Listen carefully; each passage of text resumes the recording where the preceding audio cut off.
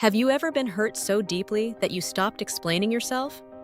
Not because you didn't care, not because you had nothing to say, but because somewhere along the way, you learned that speaking up only seemed to make things worse. Most people misunderstand silence. They assume that when someone goes quiet, they've stopped caring. They think that if a person truly felt hurt, they would argue, defend themselves, or fight to be understood. But often, the people who become silent are the ones feeling the most. You can usually see it happen in subtle ways. Their answers become shorter. Their energy changes. They stop sharing their thoughts as freely. Physically, they're still present, but emotionally, they begin pulling away. To others, this can seem cold or distant.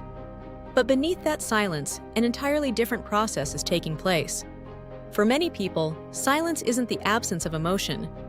It's the result of too much emotion happening all at once.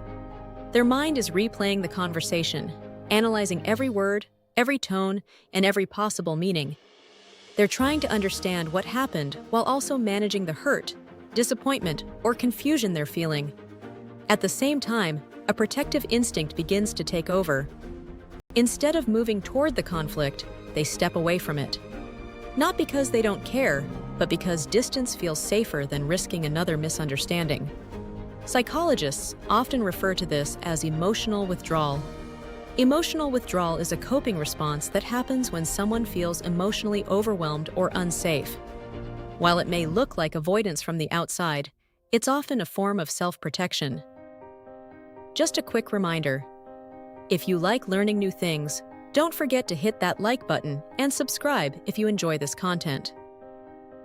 When we experience criticism, conflict, or rejection, the brain quickly asks an important question: is this safe? For some people, emotionally intense situations feel threatening. Not physically threatening, but emotionally threatening. The possibility of being judged, dismissed, misunderstood, or hurt becomes something their nervous system wants to avoid. As a result, silence becomes a shield. What's important to understand is that this pattern rarely appears out of nowhere. Most people who withdraw emotionally didn't start out that way. At some point in their lives, they tried the opposite. They spoke up. They explained how they felt. They asked to be understood. But those experiences didn't always end well. Maybe they were told they were too sensitive. Maybe their feelings were dismissed. Maybe their words were twisted or ignored. Whatever the situation, the brain began noticing a pattern. Speaking honestly about emotions didn't lead to understanding. It often led to frustration, conflict, or disappointment. Over time, a quiet conclusion started forming beneath the surface. Speaking up doesn't help. And once that belief takes hold, silence starts to feel like the safer option. Instead of explaining, they pause. Instead of defending themselves, they retreat inward. Instead of sharing what hurts, they keep it to themselves. What begins as a temporary reaction slowly becomes a habit. For many people, these patterns start much earlier than adulthood. In fact, emotional withdrawal often begins during childhood. Children naturally express their feelings. When they're sad, they cry. When they're confused, they ask questions. When something hurts them emotionally, they instinctively seek comfort and understanding. But what happens next matters. Imagine a child saying, "That hurt my feelings." Now imagine hearing responses like, "You're too sensitive," "Stop being dramatic," or "It's not a big deal." To an adult, those comments may seem minor. But to a child, they send a powerful message. Your feelings aren't important. Psychologists call this emotional invalidation.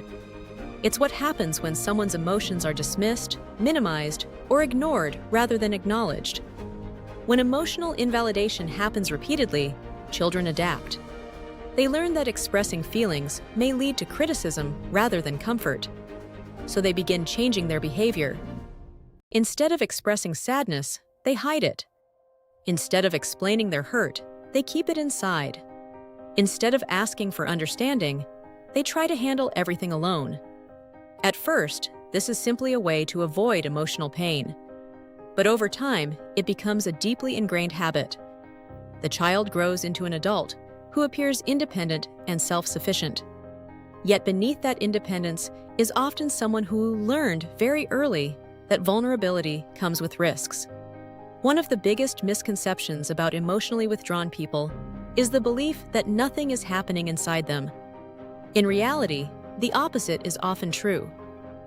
Their mind is constantly working. They replay conversations. They analyze situations from every angle. They wonder whether they misunderstood something or whether explaining themselves would only make things worse.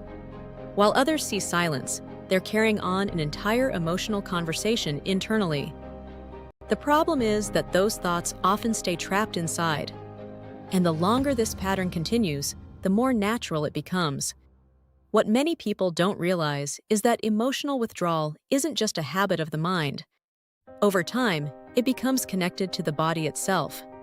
For some individuals, silence eventually becomes an automatic response during emotionally difficult moments, even when they desperately want to speak.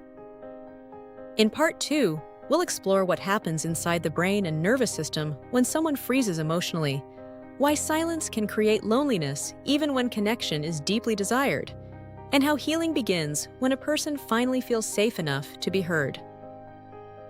If you found this video meaningful and interesting, drop a comment below and share your experience.